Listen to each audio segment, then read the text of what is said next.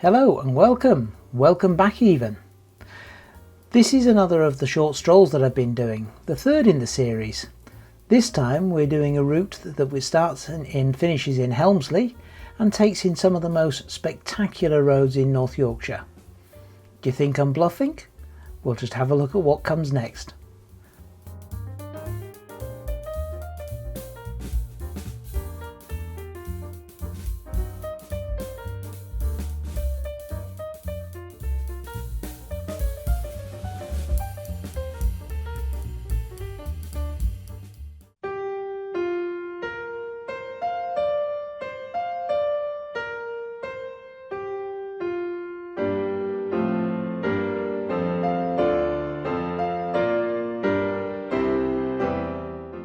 Our route today starts in the middle of Helmsley and we set off up heading north towards Stokesley on the B1257. This is quite a famous route and there'll be more about that later. We follow the route all the way up through Chop Yat, or Chop Gate as it's seen on the map, and then turn across through Ingleby Greenhow, Battersby, Kildale, Commondale before heading up to Castleton, picking up the unclassified road that goes from Castleton to Huttonley Hole. This is known as Blakey Ridge. At Huttonley Hole we go through the village, down back onto the main A170 and back to Helmsley. A nice little route. Oh yes, and if anybody was thinking that my little Himalayan would get anywhere near 81 miles an hour, you are sadly mistaken.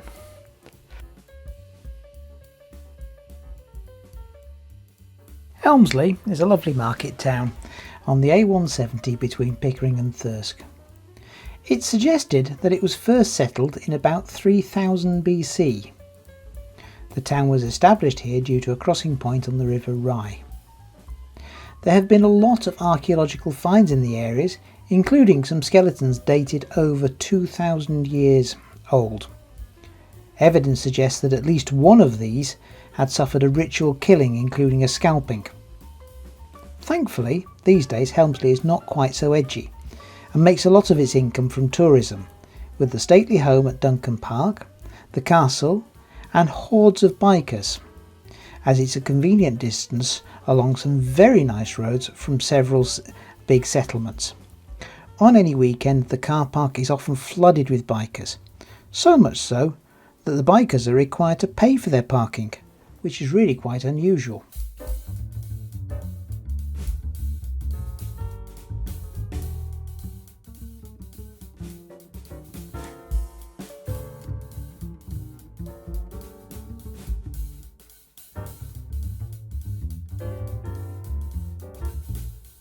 As we set off northwards along the B1257, a bit about the history of the route.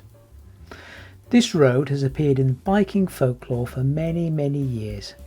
It earned the nickname of the Bilsdale TT, and bikers would compete to see who could ride the road fastest. This was at speeds far in excess of the speed limits and indeed in excess of what is safe. There were many accidents and the route was heavily policed. I believe at one point there was an unofficial leaderboard of fastest times in some of the less responsible biking press. There were certainly threats to dramatically curtail the speed and exuberance of riders.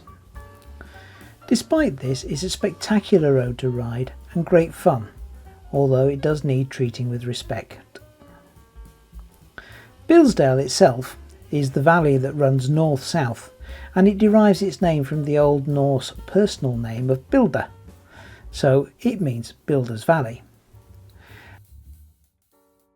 Astute observers may have noticed that in the stills I brought a different bike with me. Really astute observers will have noticed that not only have I brought a different bike, it's almost like a different season. Sadly, from taking the video to taking the stills was nearly 6 weeks, with a combination of foul weather and me being busy. So, hope you still enjoy them, and let's get on with the video.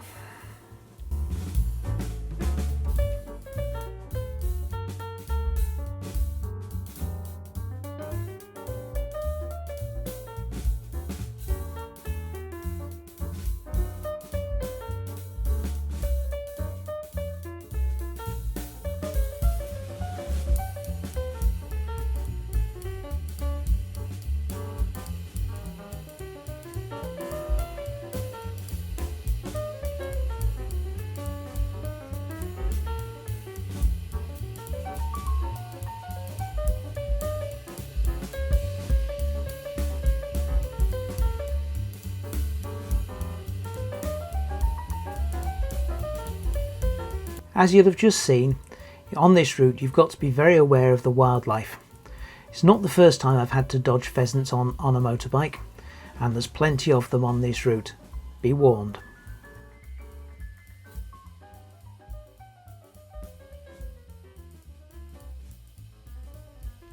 We're approaching the village of Chop Gate, also known locally as Chop Yat.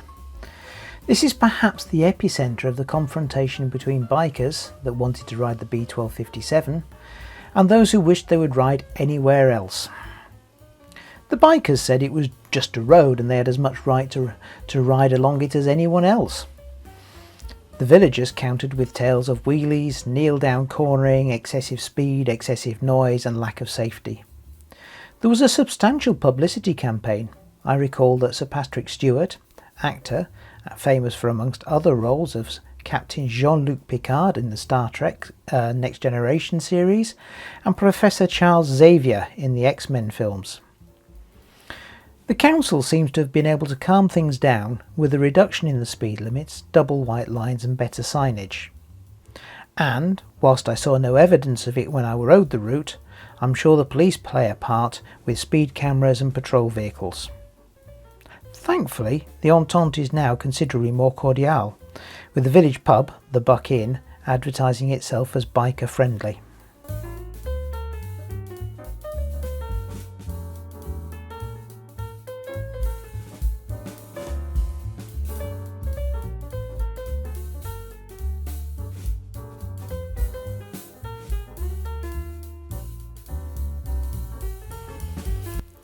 For this next section, we leave the B1257 and take smaller, unclassified roads through a lowland section before climbing up to Castleton. A word of warning: whilst these roads are great, at an appropriate speed, they are narrow and self-gritting. After heavy rains in particular, do expect to find gravel and detritus on the road. Ride accordingly.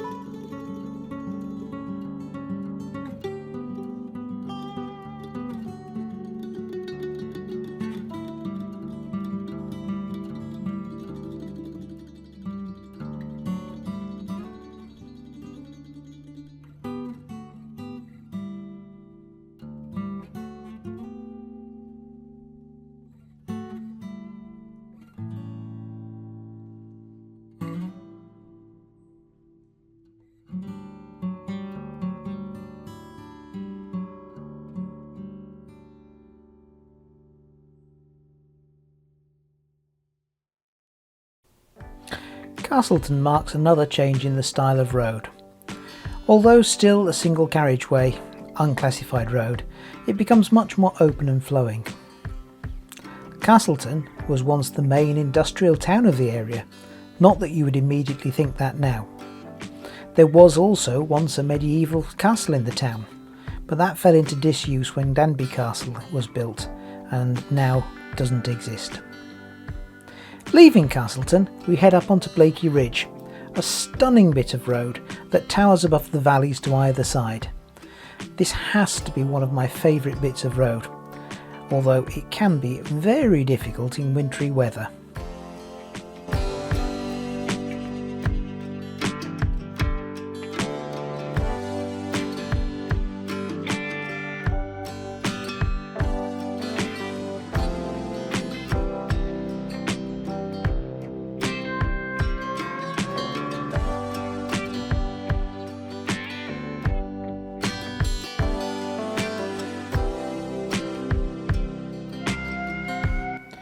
As we continue south, we pass Ralph's Cross. This reminds us that although the moors up here are relatively barren, there has been human activity up here for centuries, and that the moors are crossed and recrossed by numerous paths and tracks. To our left is the valley of Rosedale. Despite the bucolic appearance today, this was once a centre of ironstone mining, which probably started in the Roman period. There are lime kilns built into the hillside for calcining, and there was once a dedicated freight-only railway.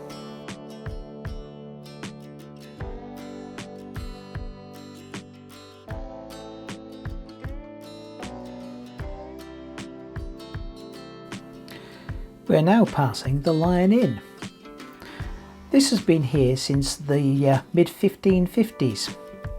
It is at a height of 404 metres or 1,325 feet above sea level and is known as the fourth highest pub in England and the second highest in Yorkshire. During the ironstone industry boom, it catered mainly for miners. It's believed to have been built by the monks as a rest stop when carrying coffins over the moors.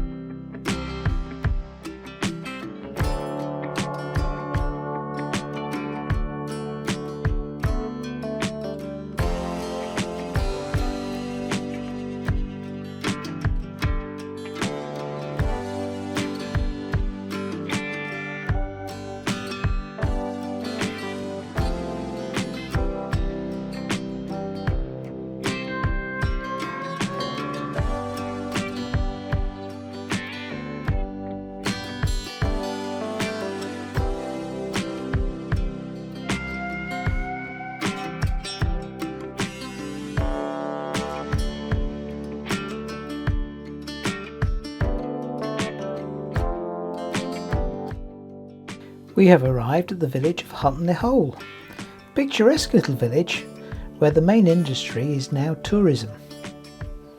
It's home now to the Rydale Folk Museum, which is well recommended. Originally, the village derived its income from smallholders and weavers. I was going to stop here and take some stills for you, but on the day I was doing that, there was a charity tractor run and the place was absolutely heaving. I'm not sure I could have found anywhere to park the motorbike even if I'd wanted to.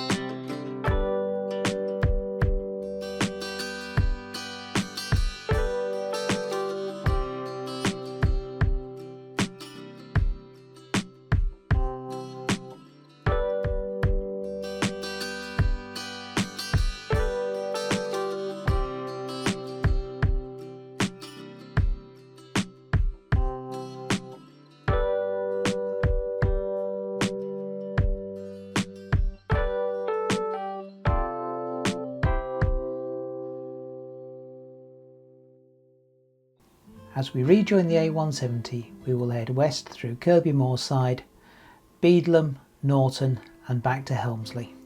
It only remains for me to say thank you very much for watching. I really do hope you've enjoyed this. If you have enjoyed it, please consider subscribing or leaving a like or a comment. Thanks again for watching, and I'll catch you next time. Bye for now.